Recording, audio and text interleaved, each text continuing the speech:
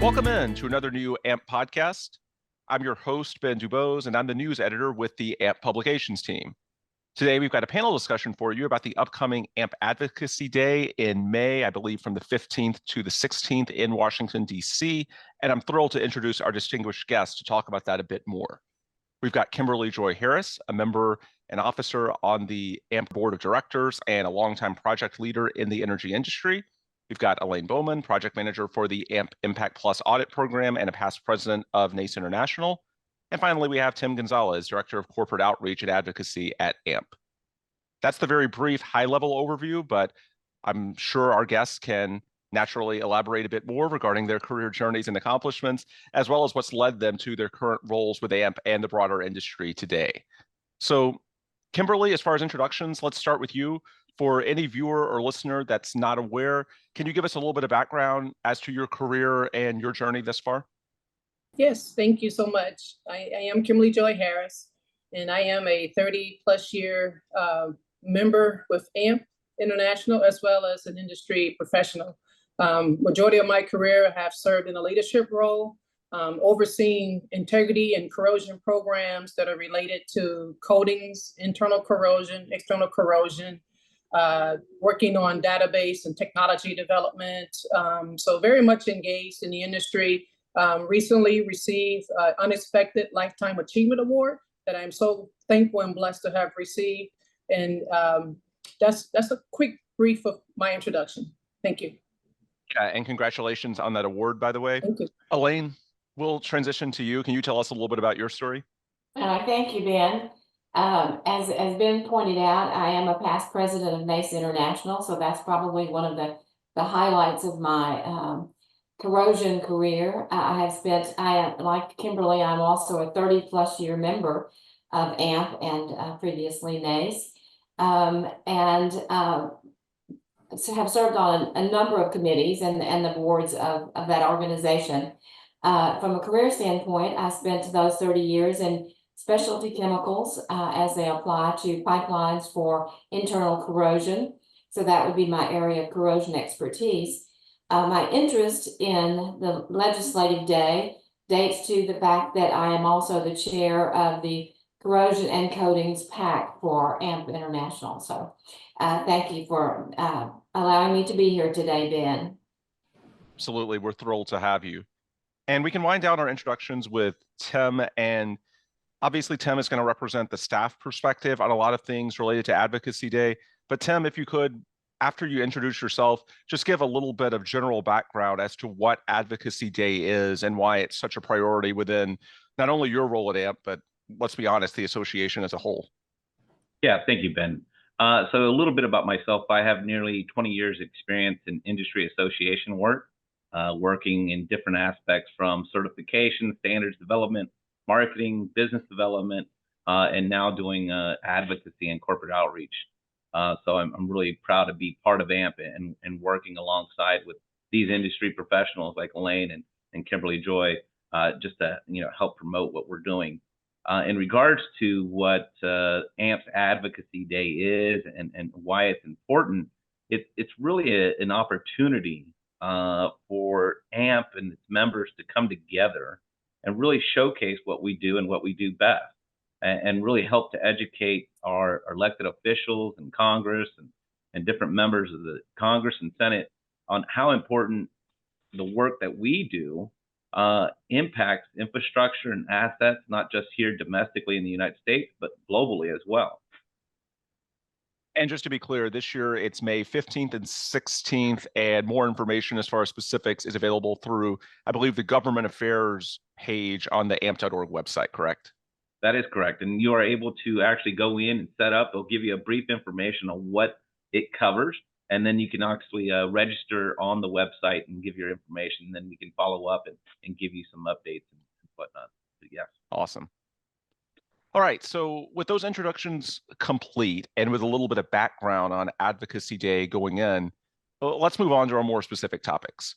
I think we're going to divide this pod into basically two parts, initially focusing on some questions from member leaders that are a bit more broad and bigger picture, and then following up with some staff questions that have a bit more specificity to them. I think Kimberly will often address things from a member leader perspective, Tim from, as mentioned, the staff perspective, and then Elaine a little bit of both, since her role is something of a hybrid. That said, we do want this to be an open forum discussion, so even if you're not the primary person responding, feel free to add input anywhere you like. As far as questions for our member leaders, I want to start with a fairly broad one for Kimberly. Can you just share your initial thoughts as far as the importance of participating in this advocacy day? And broadly speaking, how does advocating at the government level ultimately impact our industry? Yes, thank you so much, Ben. For me, I've been participating in Advocacy Day for probably close to 10 years. And I've always enjoyed the fact that I think in this country, and probably rare around the world, we do have an opportunity to sit down with our Congress and our Senate staff and discuss, for this example, infrastructure. I also discuss things that are involved in my community. So being involved gives us that opportunity to really speak about what we do and how we impact the environment, quality of life, corrosion prevention. As an owner-operator, leadership role, working for a major oil and gas company for my entire career. I work directly with the regulations. I work directly with the technical training aspects of it, certification, R&D, and share that with individuals that are new into the industry and even some that have been around for a little while. So having this opportunity to sit down at Advocacy Day really gives us a chance to share that information with not only our local representatives, but I try to venture out and speak to, when I can, representatives that are in states that are not my home state, particularly because our pipeline systems flow through their respective states and communities. And so that's the big part of, an important part about being involved in this, because it does give us a voice into an industry that we represent so well and we try to represent very well. And I think that's very important. And it's, like I said, it's a very unique and rare opportunity that I don't think a lot of countries, the constituents, have a chance to really sit down in the office with staff and our representatives. And so in my opinion, it's advocating at this level is very impactful, because like I said, it does give us a voice and it gives us a chance to even speak further into the training aspects and material selection aspect of what we do for infrastructure and that alike. So next on my list, I was going to ask you what motivated you in the past to take part, but I think you already answered that to a degree. So let me follow up with something a little more specific. Can you give us some examples as to some memorable interactions, maybe one or two that you've had with a legislator or perhaps a staff member of that legislator? Can you just provide us with a little bit of, I guess, concrete examples of the types of things that go on in areas in which someone participating can make an impact? Yes, and there's so many I could probably come up with off the top of my head. But I will say one of the more memorable ones were sitting down in the representative office in his quarters and really explaining to him about what we do from a AMP NACE International standpoint, as well as an operator, what we do.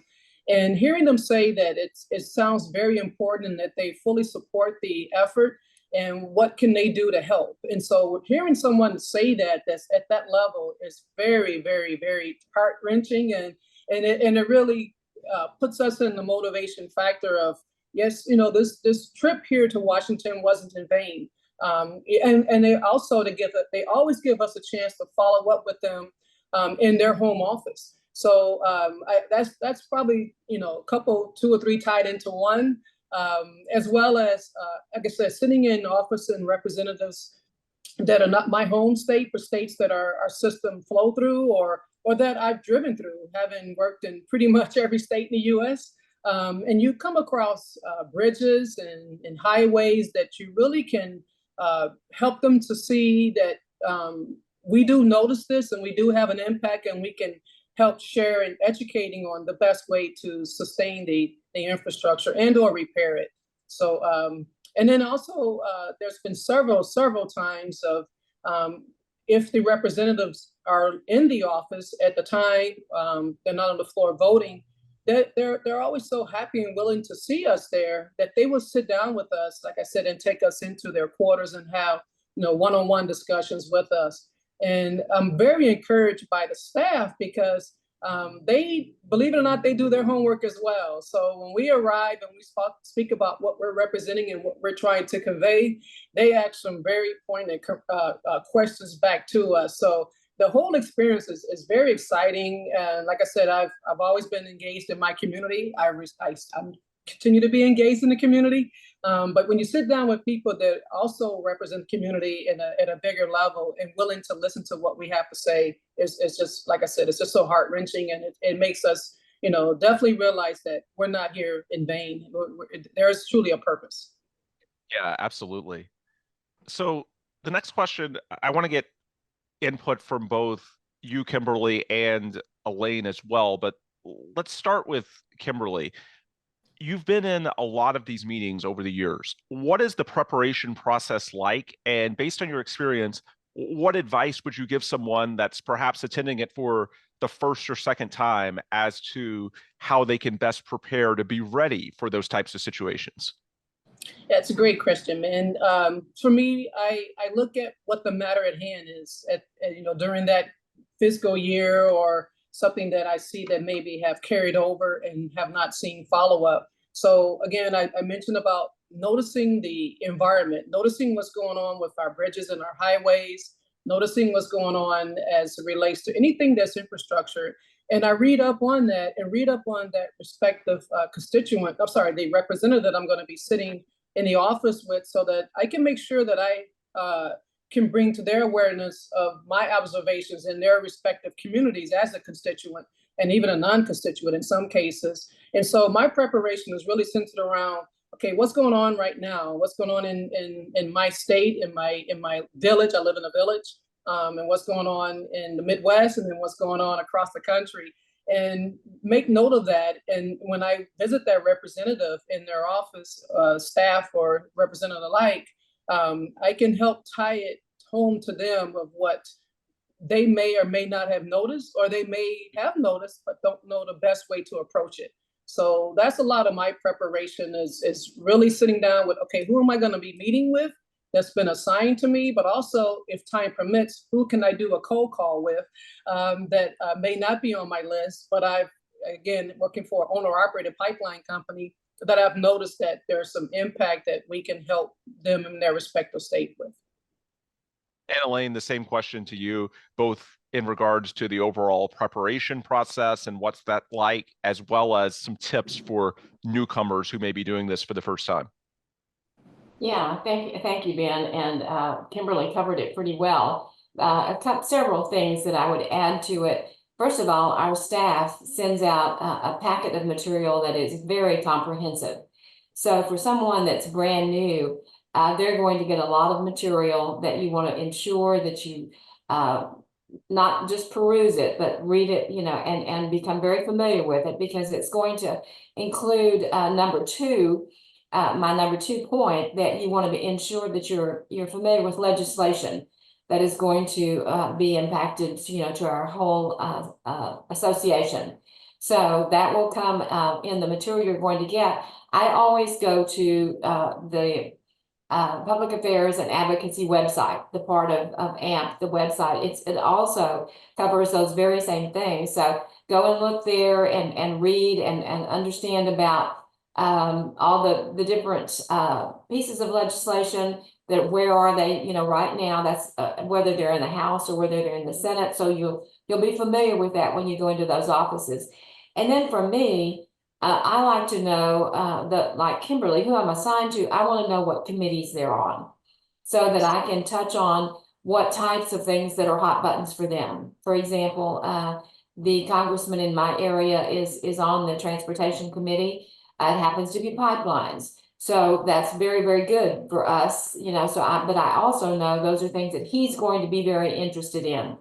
Like Kimberly, some of the other congressional folks that we call on I'm not in their district, but I want to know whether they're on military or, what their hot buttons are, so that I can ensure whether it's them or their staff that I'm speaking to, that it's going to be something that they're interested in, and it's going to help them remember who we are. Yeah, absolutely. Following up on that, I think both of your answers really went to the heart of the heart of the matter is information gathering and learning what's going on in the industry and having a good understanding prior to your trip to DC as to what the hot button issues are that these legislators and or their staff members can potentially be of greatest assistance to us on. But sort of the fact finding, the information gathering, that's just the first part. The second part of that is the actual communication process. So from your experience, Elaine, how can someone best convey the message of corrosion control and coatings protection to these key legislators and their influencers as well when we talk about the staff members? From your experience, what are the challenges when it comes to advocating for our industry and actually getting that message out, and how can someone overcome those? That's a really good question, because corrosion is not a topic like hunger or like some of the really soft, touchy-feely kinds of things that we all relate to. So it's not a topic that's easy for someone to understand. So I like to give them real life examples. And pretty much everyone in Washington, D.C. is familiar with Flint, Michigan. They're going to understand, that what happened to the children there. Yep. They're going to understand the causes to people. What does corrosion cause to? It could cause to you or your neighbor. So I always like to use that Flint, Michigan example. I like to use the example of the Arlington Memorial Bridge. That was something, that everybody in Washington, D.C. knows the historic nature of that bridge. They know the issues of when it was closed down. They know, you relate it, whether they know it was caused by corrosion or not, you can remind them that it was. So I like to relate it to something that they can relate to. Perhaps internal pipeline corrosion. Kimberly and I know that very, very well. But perhaps the staff people that we're talking to don't. So getting it down to an example that they understand usually works pretty well for me. That makes sense. All right, let's try and get a little more specific. And Tim, we can bring you in here.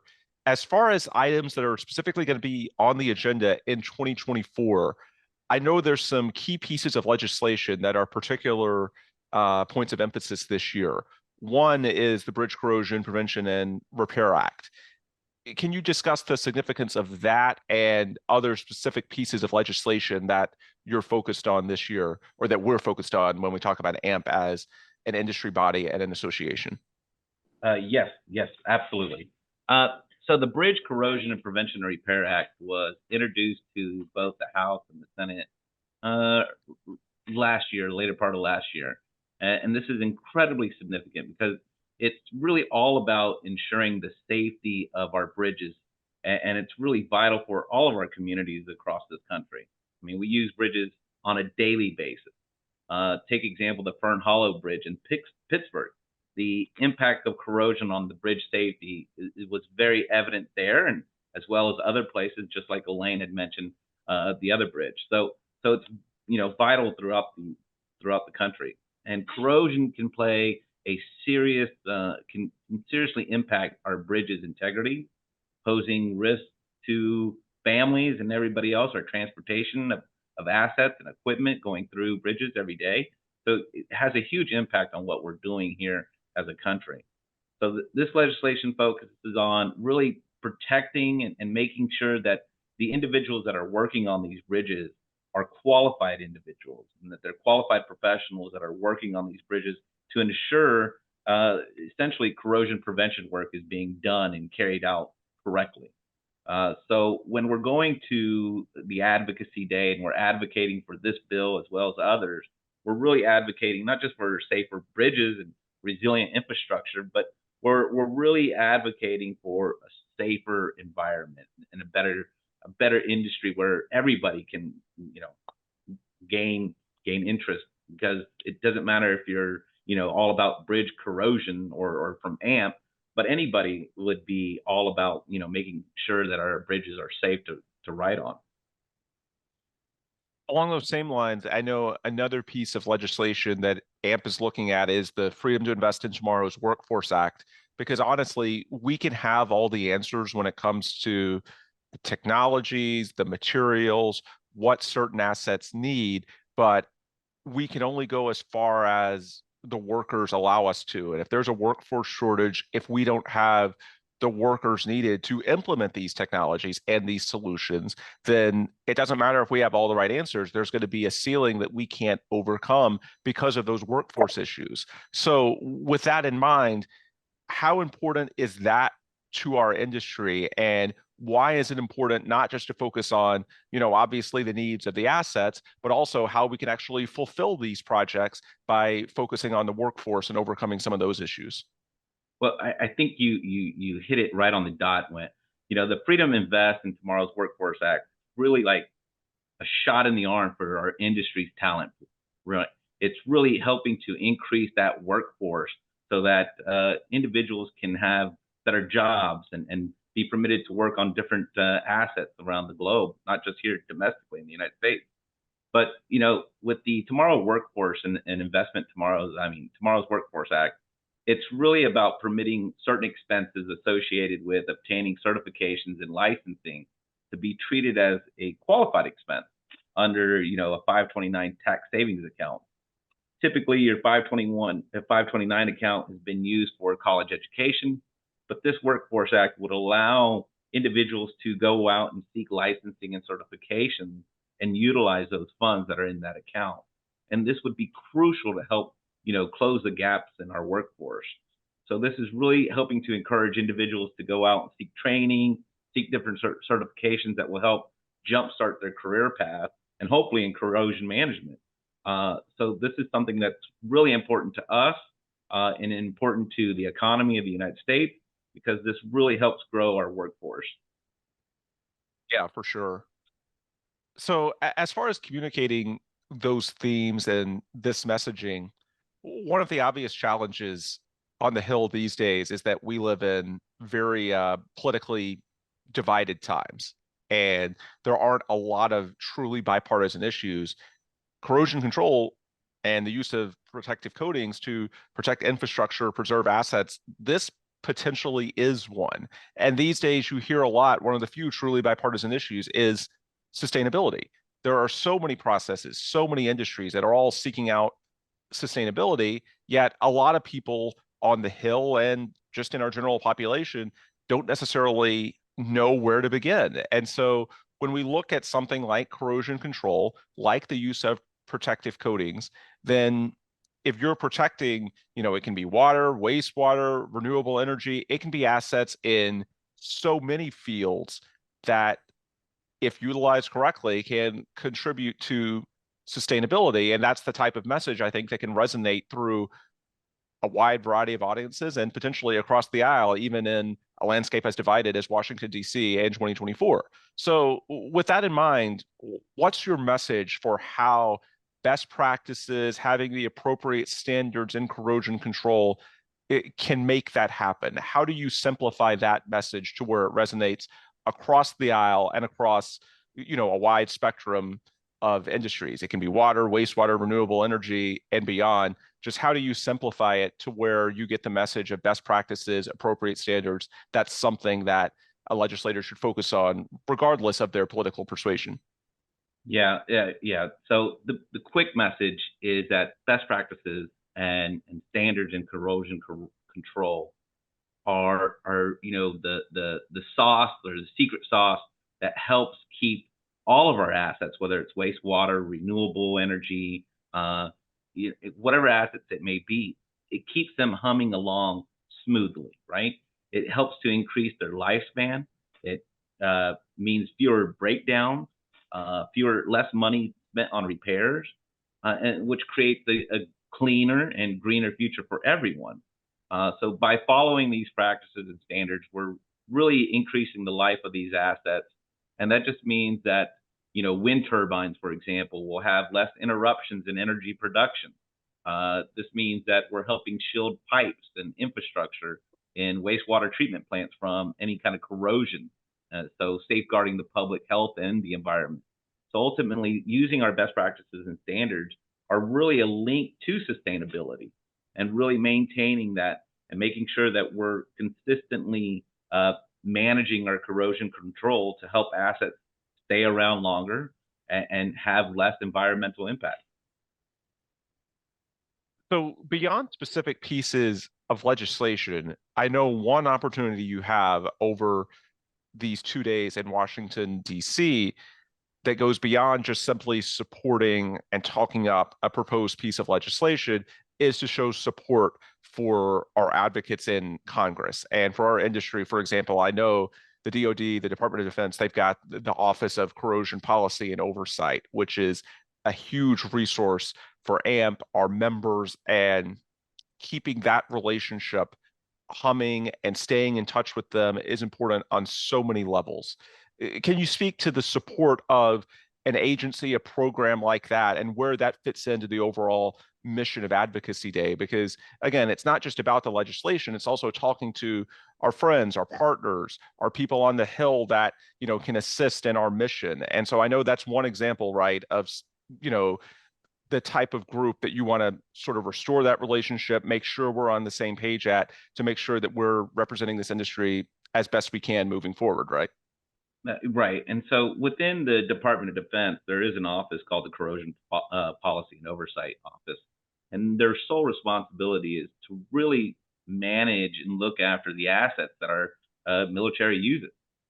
So there's several reasons why supporting the CPO, or the Corrosion Policy Oversight, is vital to us. First, we're ensuring that the military personnel is trained to utilize the best practices and standards that are out there for corrosion management, and to make sure that our military assets are ready when needed.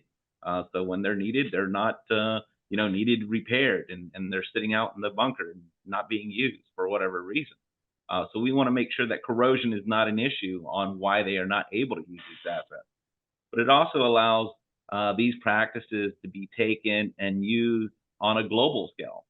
Due to the reach from the Department of Defense, there's military assets all over the world. So this helps to expand our reach, our standards and our best practices, and helps train individuals globally on what we're doing to help protect our military assets. So yeah, it's really important, not just to our military, but to everybody, and also on a global scale. Absolutely. Elaine, I want to bring you in because beyond just specific pieces of legislation or groups such as the DoD's Office of Corrosion Policy and Oversight, there's really a wide range of things that the annual Advocacy Day tries to include. And this year, I know one point of emphasis is that PAC you referenced earlier, the Corrosion and Coatings Political Action Committee, which I know you're involved with from a leadership capacity. How does that work in tandem with this event? How does that PAC help increase these advocacy goals? And how can a member that's perhaps interested in taking part in Advocacy Day potentially show support and get involved with the PAC as well? I know, for example, the PAC was on the agenda at the annual conference and expo that AMP held in March. There were some discussions held there. I'm sure it'll come up even more when you're in DC, as any PAC typically does. How is that tied to this, and how can members show their support? Well, thank you for bringing up that breakfast, because that was one point I was going to make. At our recent annual conference in New Orleans, we did have a PAC breakfast, and Congressman Troy Carter from Louisiana was the speaker there. And that is one of the ways that our members can show support, by attending events like that and getting a one-on-one opportunity to speak with a congressional leader. And he was just marvelously prepared by his staff. I was very, very impressed, so that he would understand who we were. And that's one of the key things for the PAC. We host events for both sides of the aisle, by the way. We are a nonpartisan group. So as I like to point out to all of them, corrosion is a nonpartisan issue that we all deal with. So our PAC wants to make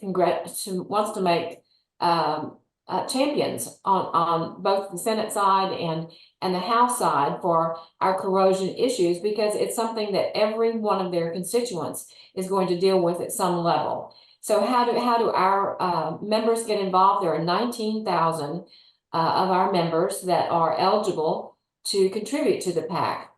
The more contributions we have, the more events we can sponsor for our congressional leaders, and the more champions we can make, the more they will understand who we are and what those issues are, what they mean to us as individuals in the United States. I think in just a moment, someone else will speak about how we're looking at issues to make this a worldwide advocacy group. But from the U.S., we will be hosting something in Washington, D.C. during our legislative day by the PAC. Those are typically paid events for those that have contributed to the PAC. So, we are very encouraging for all of our members, whatever level and at whatever level they can contribute. It means that you are supportive of the efforts that we're making for our industry in Congress. You segued very well to what's going to be my last topic, which is the new International Advocacy Program. Tim can speak to that. But before we get there, Tim, I want to let you follow up on Elaine's answer, because I think there's so many synergies between the Advocacy Day, the group that you usually bring to Washington for this event each spring. Well, the date sometimes shifts. This year it's in the spring, May 15th and 16th. But how does the PAC overlap with what you all do with the annual Advocacy Day? What are the synergies that, when you're looking at sort of combining these interests, obviously there's a shared interest in terms of what you're hoping to accomplish. How do you all work together to, keep moving the ball forward on these important issues? Yes, thank you, Ben. First, let me just say thank you to Elaine. Her leadership with the PAC has been so great and so wonderful, and it's a pleasure to work with Elaine on how we're working and communicating our message with the PAC. So thank you, Elaine. Yeah, it's important for us to work alongside with Elaine and with the PAC. And it's important that we get those contributions from our members and individuals to help support activities that we're doing, not only on Advocacy Day, but other events throughout the United States. And the reason why it's important is because it really gives us an opportunity to get in front of our elected officials and really educate them on who AMP is and what we do, what we stand for, who our members are, and where our members exist within the United States. So it really gives us a little kick forward that a lot of people don't have, or a lot of groups don't have. It gives us the opportunity to really stay faced and make sure that we're interacting with individuals and elected officials, and really, keeping up, abreast on different topics. So whenever we're trying to push any kind of legislation or the support for the Corrosion Prevention Policy Oversight Office, it's important because with the PAC, we can utilize these events to make sure that we're introducing this information to those elected officials that are going and attending those events, but also to the members that are attending those events, and keeping them informed on what we're doing and how they can participate in future events. So yeah. All right, now the International Advocacy Program, which, as Elaine mentioned, is new this year. What is that specifically, Tim, and what opportunities do you see that bringing to global corrosion control efforts? Yeah, thank you. So this is something that I'm very excited about, passionate about. The International Advocacy Program really gives an opportunity for our global members to really participate more on engaging with our stakeholders around the globe, not just in the United States, but around the globe, to help facilitate knowledge exchange and collaboration efforts, as well as different advocacy needs that they may have in their home countries or home regions. So in particular with our upcoming Advocacy Day on May 15th and 16th, this allows our international members to partake and take part with different meetings with agencies and regulatory bodies to really help educate them on what issues that are important to them, and maybe some of the work that these agencies doing on a global scale on how that may impact their region or their home country.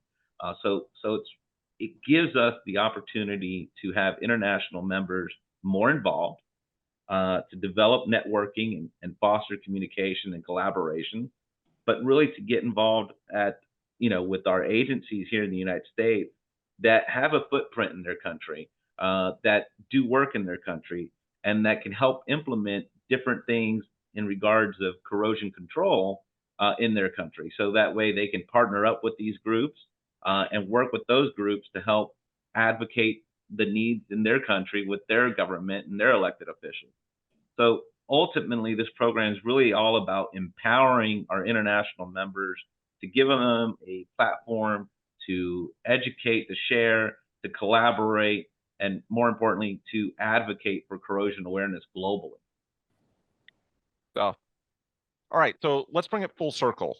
I want to allow each of you to make your elevator pitch, if you will, to someone in 30 to 60 seconds that might be on the fence about attending this event and getting involved with the association at that level. Why is this the right time? Why is this the right event to take that extra step and to really get involved? Kimberly, we can start with you. What's your sales pitch for why this is the time, the year for a member listening or watching to get involved at that level? Thank you so much, Ben, and thank you for the team here. This is the time that as mentioned earlier, about mentoring and succession and passing the baton to individuals that may not have been involved or even elevated at a level of a leadership. You don't have to be a leader. One thing I really love about it is when we're partnered with our teams, you're partnered with someone who's been there before. So don't be threatened or intimidated by coming to Washington and think you're going to be on your own, because you won't. There's a team of us that we all work together. We support each other. When we have the meetings, we have a chance to help out each other during their discussions with their respective representatives. It's a great opportunity. It's a great opportunity, as I mentioned earlier, to sit down with your local congressmen, women, and just have a chance to talk about what we do. Because what we do, as I mentioned, is so key to protecting the environment, the quality of life, sustainability, and this is your opportunity to contribute to that. Thank you. Absolutely. Elaine, same question to you. Well, mine is more of a challenge that I would give to them. I would say that if you know the problems, you know what the problems are, so don't just complain about the problems, be part of the solution. And this is your opportunity to talk to those that can help you be part of that can be that solution. So that would be my first pitch to someone. If you want to be, tell them about the problems and be part of the solution to those problems. And we can wind down with you. Yeah, and I'll probably just build up on what they both said. Oftentimes we sit back and we go and we talk to ourselves in our head and we say, man, if they just did this, or if somebody would just hear me out and I can make this better. Well, here's your opportunity. Here's your opportunity to go out and meet with your elected official and share your story. Share your personal story. Share what's happened to you, what's impacting, what's going on in our industry that's impacting you. And there's a lot of different legislation that's going on, some that we discussed today, but others that are going to be impacting you, or there's legislation on what's qualified as a contractor. There's tax legislation. There's a lot of stuff that's going on that may be impacting you. And this is your opportunity to go in front of an elected official and their staffers and share your story and tell them how it impacts you and what you think should be done about it. So I just think, to Kimberly-Joy's point, we will make sure that you are fully prepared to go into these meetings. We're going to give you information. We give you packets. We host trainings via webinar. We also do in-person training. So we're going to make sure that you're fully aware of everything that's going on. We make sure you're fully prepared, and we're going to give you all the tools in order to be successful. Because ultimately, we're really trying to be there as a team. We're a family. We're trying to go in there with, a cause, and we want to make sure that everybody has a great time and an opportunity to do what they do and share their story. As a parting shot, if you could just give us a little bit of an example. I know the full agenda isn't set yet, but just give us an example of what the itinerary might look like, i.e., a few things you do on that first day, what you do on the second day, just generally speaking, what it's like, that experience when a member is actually there. And then secondly, as you close out, just remind people where they can go to learn more on the website and potentially take that final step of registering. Yeah, thanks, Ben. So it's a 2-day event. The first day, we get everybody arriving, we get everybody situated, and then we kind of get everybody together and we do another quick training scenario, answer any questions that people may have that were not addressed, or anybody that was not able to attend any of our trainings. We work on them one-on-one, and then we set you up in groups. And these groups are designated typically by your location and your zip code, or individuals that are sharing the same elected officials. And so we get you together in groups.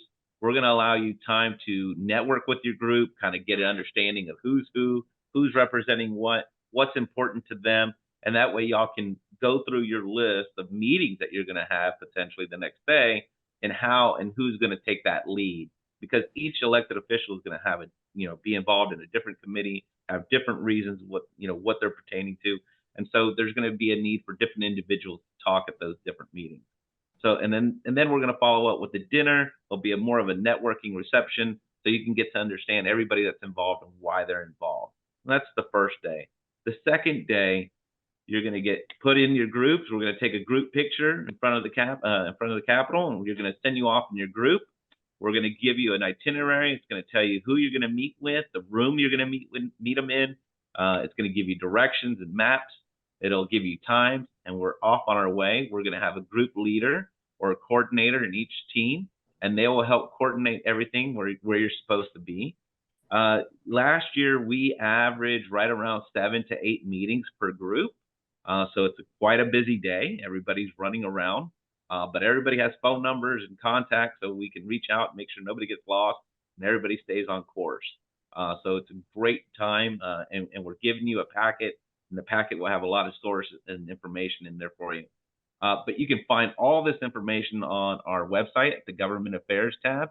If you click on amp.org and you go on the About section, it'll show the government section. If you click in there, it'll give you all the information you need. You can also register for the event there, and it'll give you some information on the legislation that we're focusing on and different policy agendas that we're wanting to push. But I encourage everybody, you can also send me an email at tim.gonzalez, GONZALEZ@amp.org, or you can call me or text me at 281-793-1193, and I'll be happy to discuss with you any opportunities or any issues or concerns that you may have. And I hope to see everybody at our AMP Advocacy Day on May 15th and 16th. Excellent. Sounds good. All right, that's where we will bring this episode to a close. I want to thank our distinguished panel for taking the time. Tim Gonzalez, Kimberly-Joy Harris, and Elaine Bowman. Appreciate you all so much for stopping by. And I think you provided a wealth of information to our viewers, our listeners, our members that hopefully many of them will take advantage of as they consider going to the Hill this May to take part in the 2024 AMP Advocacy Day. All right, with those plugs complete, we will adjourn. Tim mentioned where you can find more information on the AMP website about registering or learning more about Advocacy Day. Beyond that, if you just want general resources from the association or its publications, amp.org, ampp.org, coatingsformag.com for Coatings for Magazine, and materialsperformance.com for Materials Performance Magazine. Kimberly, I saw your hand up. Anything else you wanted to add? Yeah, I just want to quickly say that at the end of the day, it is a very rewarding experience, and we have so much fun. So I just want to make sure I convey that, because it is a great process in the country that we live in, that we can have this experience, and it is so much fun, and it's very rewarding. Thank you for letting me get that in there. Yeah, absolutely. And I think that's an important message. As much as it is about business and about the industry and about more important things, it's fun as well. Like, there's some things that you personally will take out of it just in terms of enjoying your time there. And I think many people will find it fulfilling and rewarding in terms of what the contributions are to the world at large that we live in, and of course want to keep happy and prosperous for as long as we reasonably can. And of course, materials protection and performance is a huge part of that mission. All right, I think that's an appropriate place to stop. Great parting words from Kimberly-Joy Harris. For Tim, Kimberly, and Elaine, I'm Ben Dubose. As always, we appreciate you, our listeners, so much for tuning in. And please come back soon for another new AMP podcast.